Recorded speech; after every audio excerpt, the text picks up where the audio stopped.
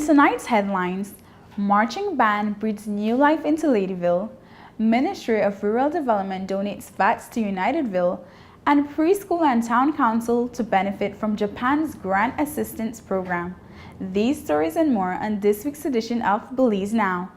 Thanks for joining us on this Friday, February 8, 2019. I am Erin Guzman.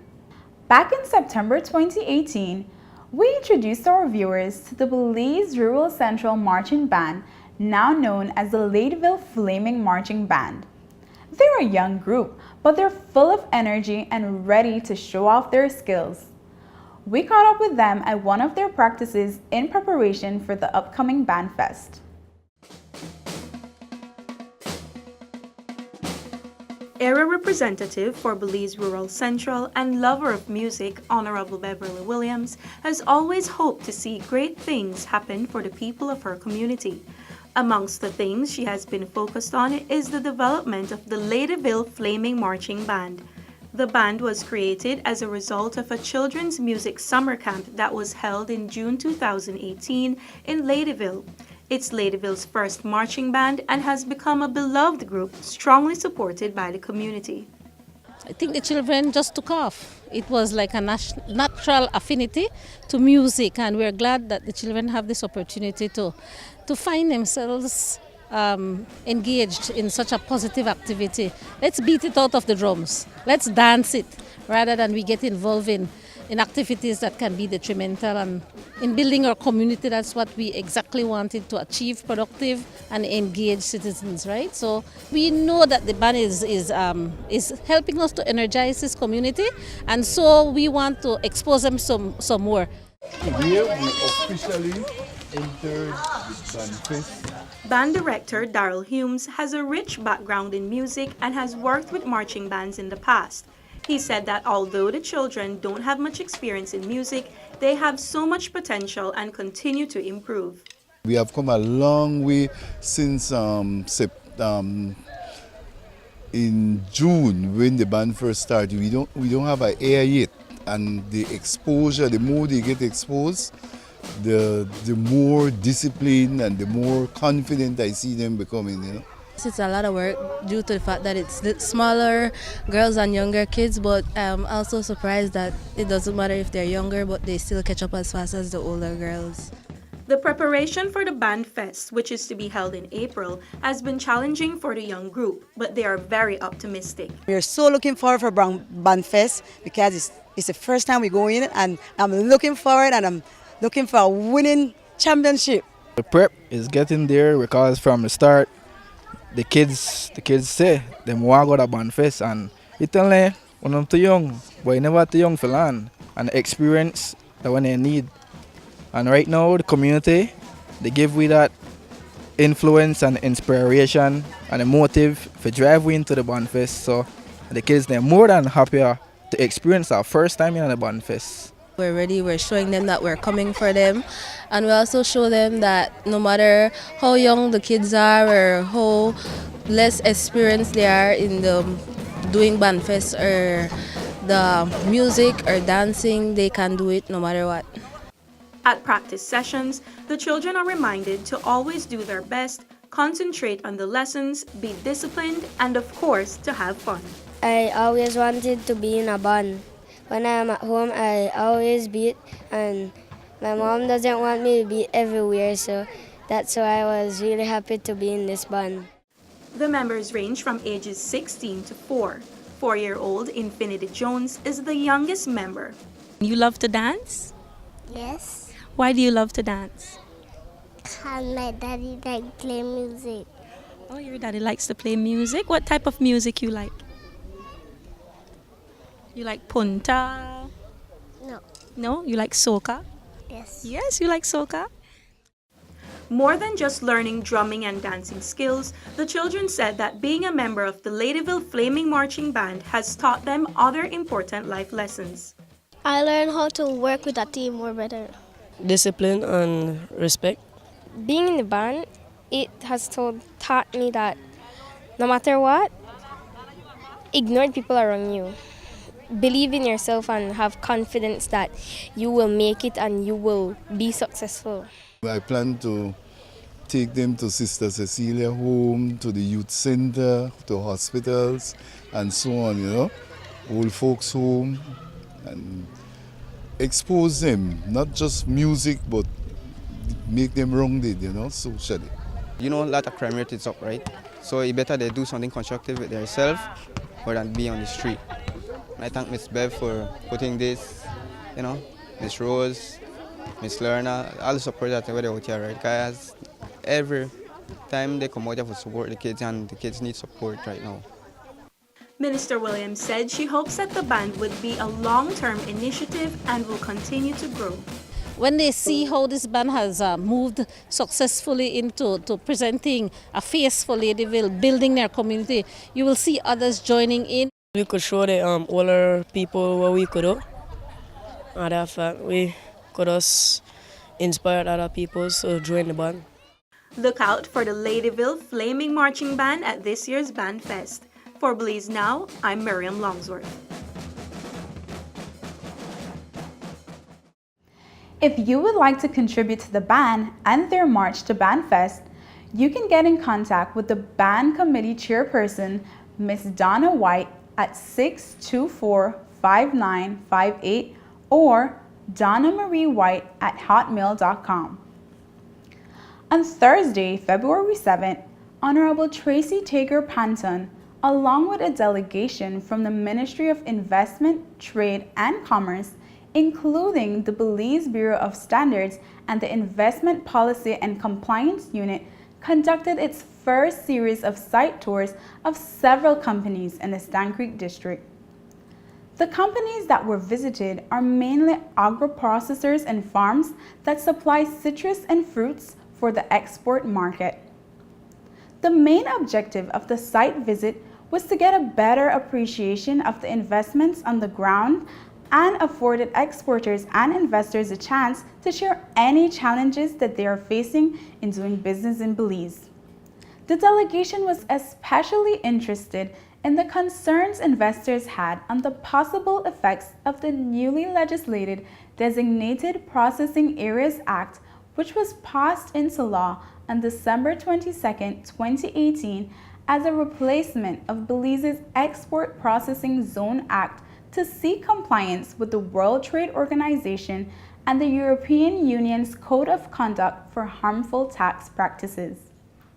This was the first leg of the visit and included tours of Marie Sharp's Fine Food Limited, Belize Food Products Limited, Citrus Company of Belize Limited, Belize Citrus Feed Limited, Value Manufacturing Company Limited, Citrus Growers Association, and also visits to pineapple and soursop farms and young citrus groves.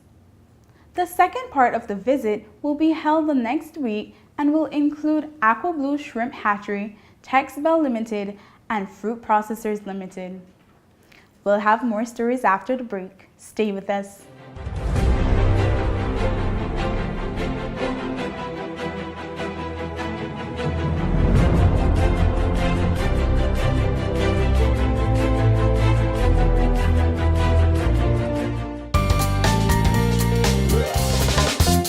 True or false? Belize has a great chance of winning at the ICJ. True. We have the 1859 Treaty, the 1931 Exchange of Notes, and the fact that we gained independence in 1981 after over 150 years of owning from the Rio Hondo to the Sarstoon. Guatemala never occupied any of Belize. All of these things are 100% in our favor, and the ICJ will consider these when making their decision. Be informed. Visit our website and social media pages.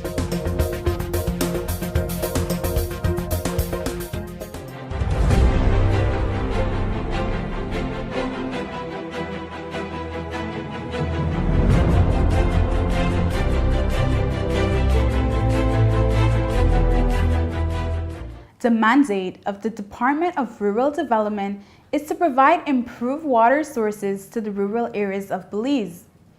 One village experiencing water challenges is Unitedville Village in the Cayo district. Our Belize Now team found out how the Ministry of Rural Development has helped to solve this problem. Over the past few months, the well in Unitedville has diminished to less than half its original output, causing water shortage to 30 households. The Ministry of Rural Development came up with a temporary solution to immediately alleviate the situation while they are working on a more permanent supply of water for the villagers. This system has been in existence for the past 10 years, but throughout the years, the village has grown tremendously. And you find out that when the village started to grow, we had more people coming in, and at this moment we have like 245 consumers hooked up to the system. But what actually took place, the well, the source that we're using, that's our main problem, whereas it's not really giving us the amount of gallons per minute that we're supposed to really utilize within the communities. We get water like around 2:33, so I have to get out of my bed and try full up where I could full up, because the rest of the day no water. And sometimes too, not like every day or every night. Now and again we get some water. Honorable Carla Barnett, Minister of State for the Department of Rural Development, explained why it is important that the ministry ensures that there is a constant supply of water in the village. In all communities, access to water is critical. It's a basic human right. Let me explain it that way. Without potable water, it's difficult for people to live and live healthy. So for us, this is really very important. A good number of the villagers in this village have been without a consistent supply of water. The ministry has provided 30 vats that have been placed at strategic locations for the residents to have access to water. The vats will be filled on a regular basis to ensure that water is always provided. The minister came in and they actually put up some 2,000-gallon tanks, about 4 tanks, in the areas that are being affected, as to assist these people. It's just temporarily, right? But as it is, we know that's going to help out tremendously. In the village, they've dug at least 4 wells. They tell me they have turned up not successful. But there's a new place that they're going to be looking for water in the next few days. But in the interim, people have to have water. So we brought out some tanks. We've put them in the areas where the supply is most difficult, and then the trucks will come in and we'll keep those topped up, and we'll top up people's own personal private vats just so that they have water until we're able to improve the system. And if we are not able to find a well source, then we'll have to figure out if we can bring water from a nearby village or something like that. So yeah, it's really very important for us to sort this out for Unitedville. Even though the solution is only temporary, villagers express gratitude for the current access to water and the long-term resolve that is in process. So we are very happy for this bottled water. Yeah. We only get the water how we want every time we go with water, but that pipe there, sometimes we don't even have water to bathe. So we are very happy for this bottled water. Yeah. I would like to thank the ministry for taking the time out to really coming up here and to see the problem that the people are experiencing and the effort that they're putting into it. I want to thank them very much, very, very much. I can't say how much, but I really, really thank them. For Belize Now, I am Janelle Rodriguez. The Ministry of Agriculture, Fisheries, Forestry, the Environment, Sustainable Development, and Immigration announced on Thursday, February 7, 2019, that it is now accepting submissions from the public relating to the use of gillnets in Belize's waters. The purpose of this information gathering exercise is to obtain wide stakeholder input pertaining to current gillnet usage so as to inform the consideration of socioeconomic and environmental impacts in relation to fisher folk, the fisheries resources, and the marine ecosystems. The information obtained through this form will be compiled and utilized by the Gillnet Task Force with the aid of an independent consultant to supplement the conduct of an in-depth assessment of the benefits, risks, threats, and impacts of Gillnets. The findings will be relayed back to the stakeholders through consultations once analyses have been completed. The information will aid in making sound and informed recommendations as to the future of Gillnet use in Belize. Individuals, companies, and organizations are encouraged to submit this information by completing the submission form, which is available at the ministry. Interested parties can submit completed forms and supporting documents to ceo.sec@environment.gov.bz or secretary3@environment.gov.bz. For more information, call 828-4877. Deadline for submissions is March 29, 2019. Stay tuned for more stories after the break.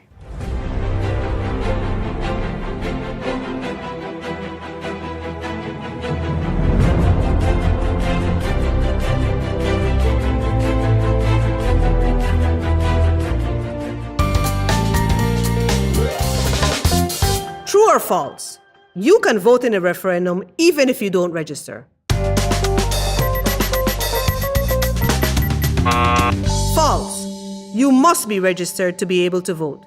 If you want to vote in a referendum, register by March 10th, 2019. Be informed. Visit our website or social media pages.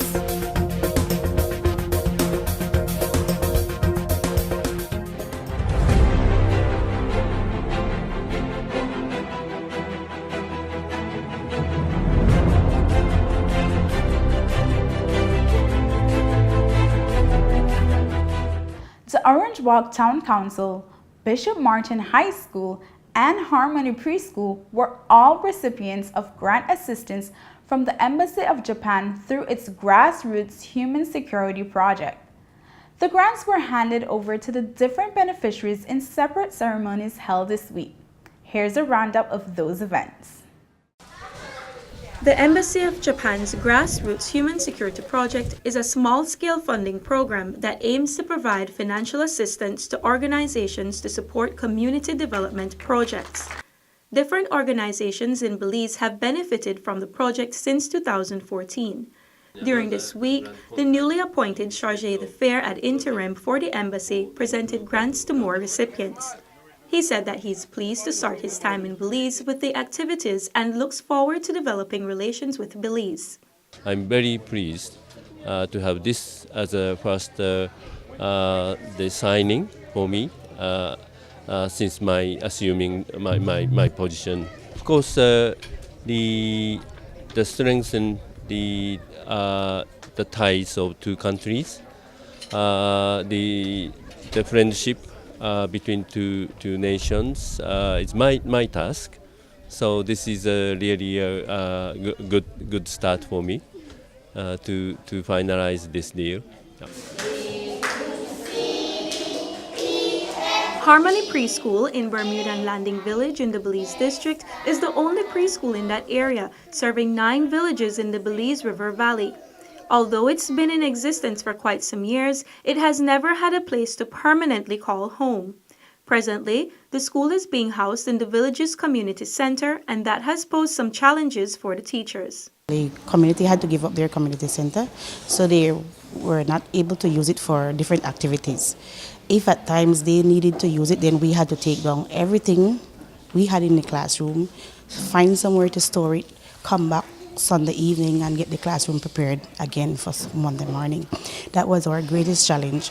Through the Grassroots Human Security Project, the school has received a little over $216,000 Belize dollars for the construction of a new school building, which is hoped to be completed before the start of the new school year in September. And I must say thanks a lot to the people of Japan, the government of Japan, who has really made this dream a reality for us. So we're just waiting for our building to be completed. It is my hope that our preschool will be a model preschool so that other schools around our vicinity will look at us and say, we want our school to be like Harmony Preschool. And I am not just seeing it as a model preschool per se as a building, but a model preschool with who we put out. In Orange Walk, the Bishop Martin High School received grant assistance of about 207,000 Belize dollars that was used for the construction of a new school building that now hosts 3 additional classrooms. We have a need for space. We've been expanding since about 2011.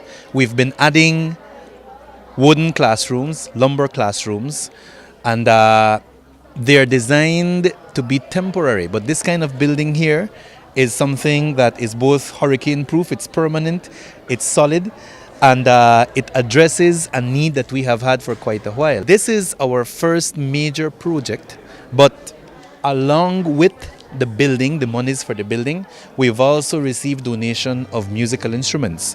The instruments that the young people were playing today when they played the Belize and Japanese national anthems were actually donations from the Japanese government and people as well. The Orange Walk Town Council also received around 168,000 Belize dollars to purchase a new garbage compactor truck, which is much needed to improve the garbage collection for the residents of that town. For Belize Now, I'm Miriam Longsworth.